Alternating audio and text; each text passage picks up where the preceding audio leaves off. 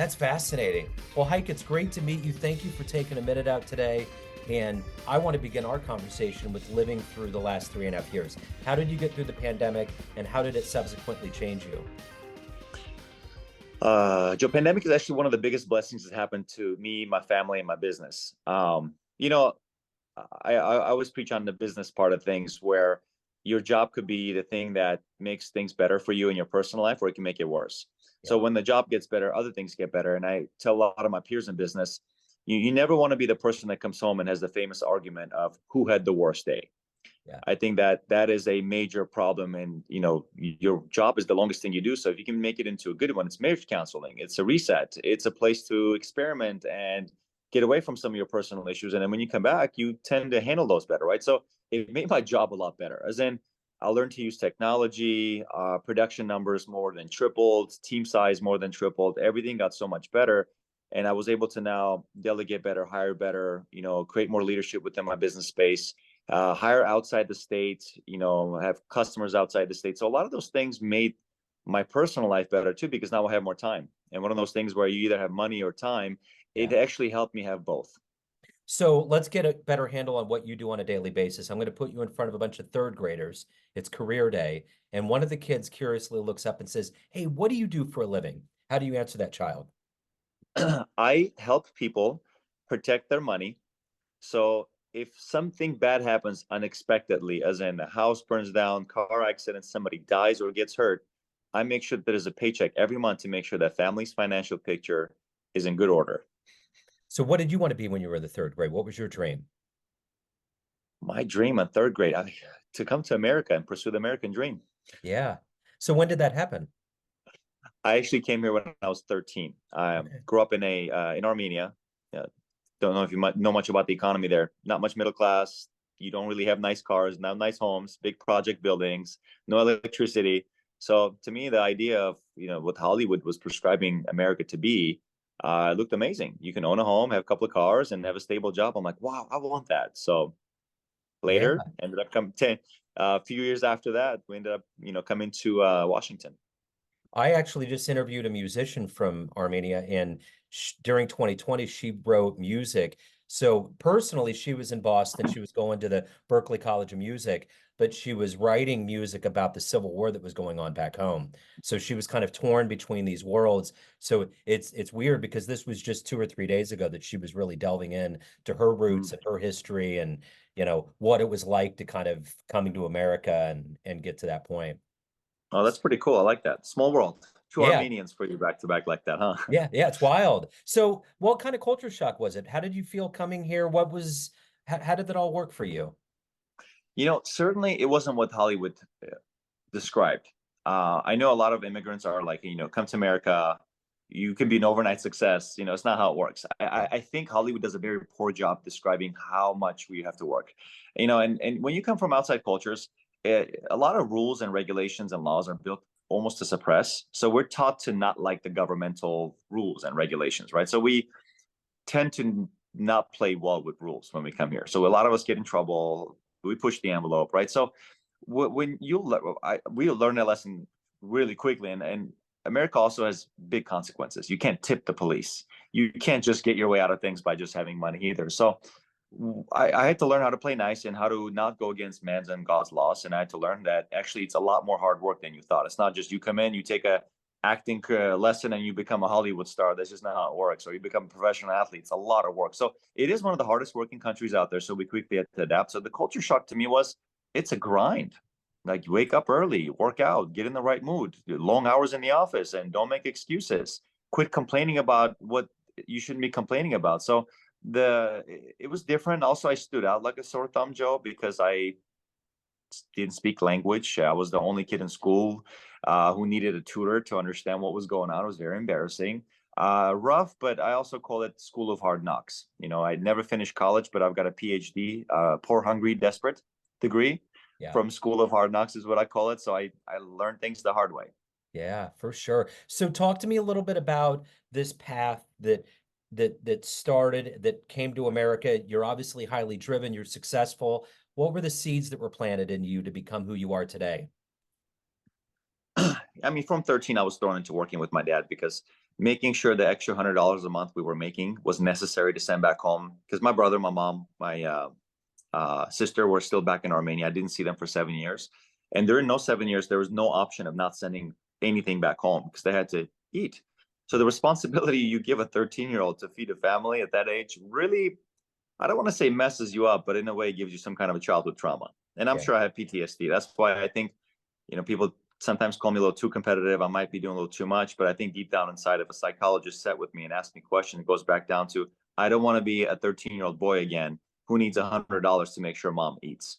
Yeah. Right. So I think that was a piece that gave me almost pitbull like grip on business. I wanted to do everything what every successful person does. So I started reading a lot of books, self-educating. We had no money for me to go to college. So I just kept reading and reading and studying billionaires and millionaires. And I'm like, what are some of the things I can do that they're doing? So instead of copying, some of their conditions, which is I don't need to dress like them, I don't need to buy their car, I wanted to be somebody worth something that the results followed, as in I want that house to be the result of who I am. I want that car to be the result of who I am. And I started copying their mindset.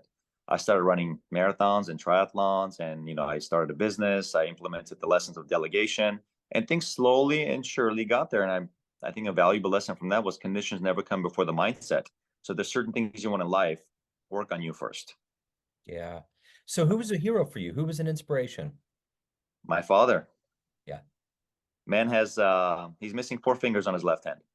And many times he would come home from his construction jobs because that's all you can get. You don't speak English, right? You go to a construction job, you can do hard labor, and he would come home covered in mud and dirt and paint. And so he would give me, his favorite compliment was the manager or the superintendent of the project we're working on to build or construction or remodel was using me as an example. Look at Yuri. With one hand, he's working harder than all of you with two. And that was a superhero power to discover through my father, seeing how hard he had to work for less than minimum wage. I mean, we had no paperwork, so he worked for cash. He was getting nothing, a couple of bucks an hour here and there. To me, to know that one of the greatest superhero powers we have is optimism, hard work, forgiveness, kindness, Yeah. empathy. My dad taught me all those valuable lessons, not through teaching me, but by showing me. And that was so important for a little kid who needed a strong figure in his life when things were falling apart. So what's some of the best advice you've ever gotten that's resonated with you all these years? Oh man, one from my father. He said, if you haven't exhausted all your resources, never say you can't, as in try. Yeah. Uh, Also, if you keep looking for negativity in people, you'll be left without friends and family. True. And lastly, this is not from my dad. I think I got this on stage from somebody. Um, to live in fear is to live in the future.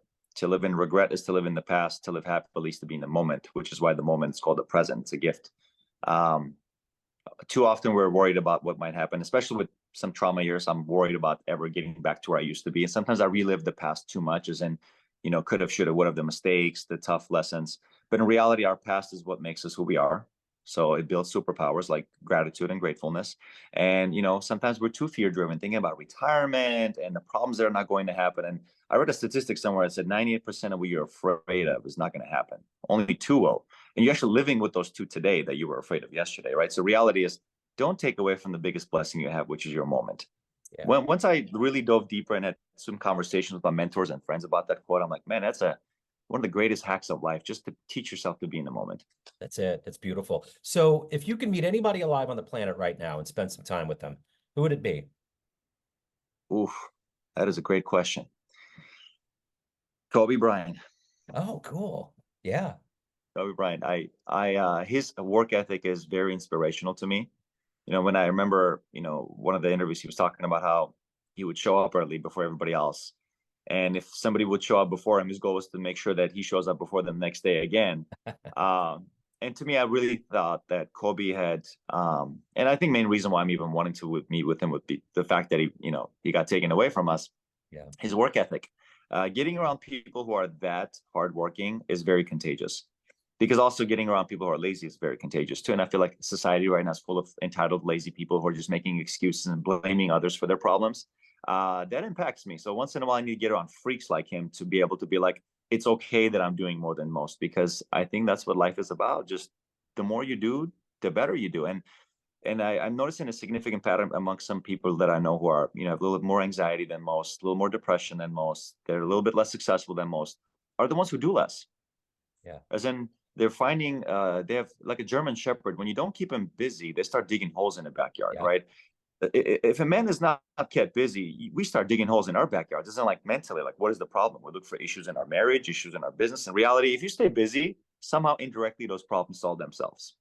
It's weird. Throughout my life, I've always noticed that people that are not working, they cause the most drama, the most issues, the most things get unearthed that are unnecessary. I've noticed that. And it's that inactivity. It's just finding things to just illuminate that just shouldn't be illuminated. Well, anxiety, depression, boredom, none of that is what we're used to. I mean, Yeah. for thousands of years, we had no time to get anxiety and boredom. Like we Yeah. were busy, right? And even if I was watching this documentary about a man, he's a marathon runner, went to Africa to follow some of these tribes who still live the way they lived thousands of years ago. They still Yeah. wake up early, they go hunting, they're like ripped, they have six packs, they're covering like sometimes 40, 50 miles a day. And he's like, I couldn't keep up with those dudes. I run marathons. I couldn't keep up with them. And I was trying to, we were talking to them, and a conversation of suicide and depression came up, like sicknesses and stuff. And he goes, I was trying to explain and had an interpreter translating the language. And I'm trying to really figure out a proper way to explain what's the result of somebody being depressed. And they were laughing. They're saying, what do you mean you're not happy with life? Yeah. These people have least amount of stuff. They have no electricity. Uh-huh. They don't know if they're going to catch food today, but they're always smiling, always happy, and they can fathom the idea of not being happy. Yeah. I remember interviewing a musician that did a lot of relief work in Haiti, and Haiti has the lowest suicide rate in the world. And he said when he talks to people over there, their quote is, "We don't have time for all that. That's just Yeah, it." You know, yeah, there's just yeah. too much going on, you know? Busy is a good thing, but also you have to be conscious. The book that I ended up publishing, the Power of Mindset, Joe's. I wrote about the four pillars of success, and I talk about the balance. Like it's more about balance than anything else. It's between family, fitness, finance, and friendship. And during certain times in my life when I was focusing on fitness, yes, I sacrificed some time with my business and my family. Right, so it's almost like these uneven scale where you just work on the biggest monkey on your back that year. So every year I'm like, okay, this year I'm going to try to get my marathon to next level. Next year, okay, I'm going to make sure I spend more time with my family. Year after that, I'm taking the business to the next level. And it's always it keeps things exciting, but I've also realized it's those four: family, fitness, finance, and friendship. And realistically, it's never perfect, but as long as you're healthy, busy, you're happy. Yeah. You're talking to a Libra, so I always that intrinsic equilibrium just exists within the center of me. I get it. I totally get it. Because you really do. When you look at life, like, yeah, it's about balance. I mean, not everything's going to be exactly where you want it to be, but you're just kind of trying to make it all come together and make sense because everybody needs that time. You need that time too to parlay out, to be Mm-hmm. satisfied. So, yeah, that's Absolutely. interesting. So, of all of the things that you've done professionally, what's one of your best success stories? Oh man, best success story. The thing I actually told this to my team. I said, you set aside the cars and the money, everything else.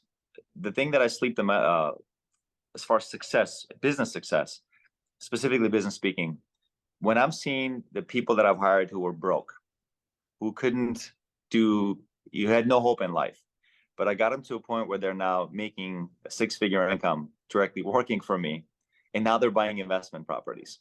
As in, they have a place, they're buying places to invest into. I felt like I'm making such a big difference. So to me, if anybody asks, like, how do you measure success in business? I'm like, well, how well are your employees doing?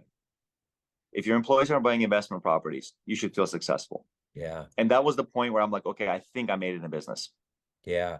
So let me ask you this. Let's say you have a dream tonight. You run into a 20-year-old version of you. You've been in this country 5, 6 years, and you could give that young version of you a piece of advice based on the life you've led, the wisdom you've gained. What advice would you impart on your young version?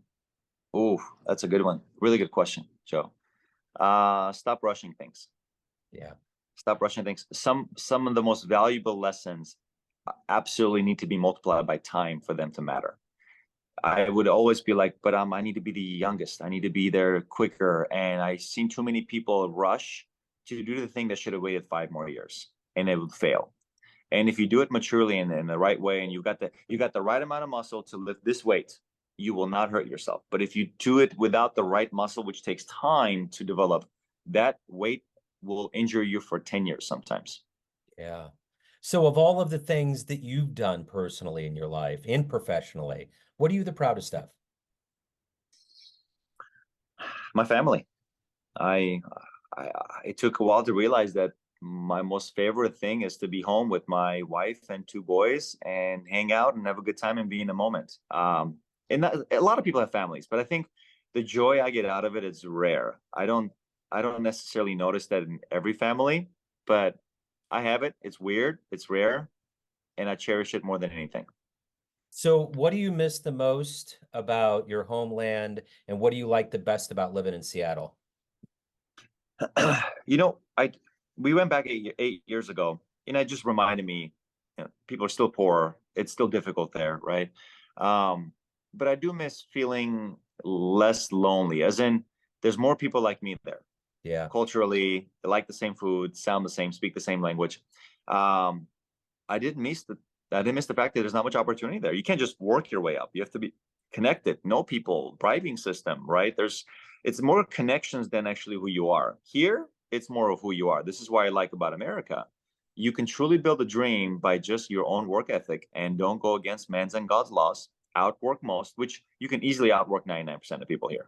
You can, and it's not that much more to be in the top 1%. In other countries, no, it's the connections, it's the people you know, it's the family you're born in, and I don't like that.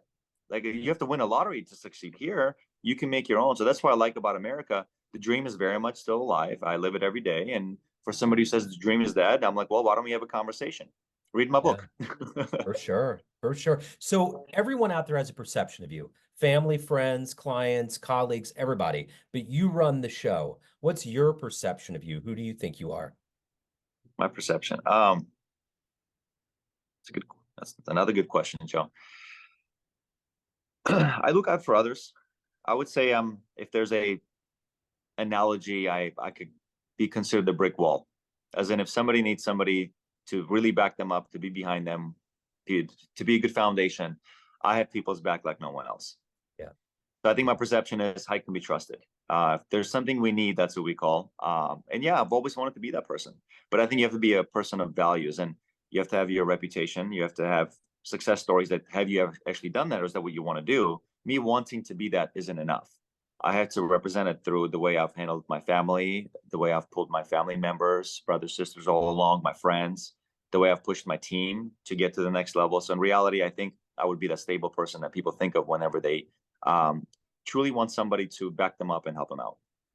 So let's say we get off this call, time machine pulls up in front of your house. You can go back in time and see one event in human history.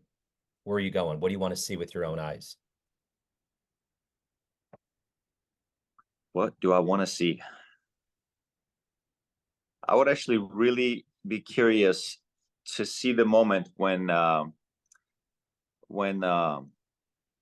Armstrong landed on the moon, Yeah. and what was happening here in America at that time. That would have been a cool experience. Dude, yeah, I would love to see that too. Because my dad was taking pictures of the TV and there was euphoria, and you kind of see some shots in movies. That's a great answer. I love that. I've never Well, heard well, that.